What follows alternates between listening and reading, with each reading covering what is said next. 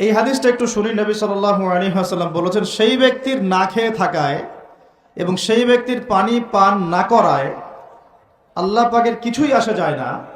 যে ব্যক্তি রোজা রেখে মিথ্যা বলা ছাড়তে পারে নাই, অশ্লীলতা ছাড়তে পারে নাই, হারাম ছাড়তে পারে নাই, সেই ব্যক্তির না খেয়ে থাকায়, সেই ব্যক্তির পানি পান না করায়, সেই ব্যক্তি যে স্ত্রী সহবাস করলো না, এগুলোতে আল্লাহ পাকের কিছুই যায় আসে না।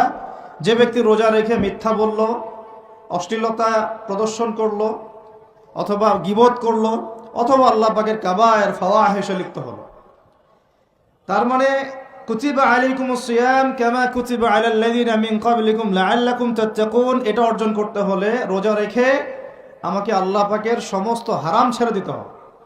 যে হালাল স্ত্রী আমি ছেড়ে দিলাম, সেই রোজা রেখে আমি হারাম ভাবে কোনো মেয়ের সাথে কথা বলতে পারি?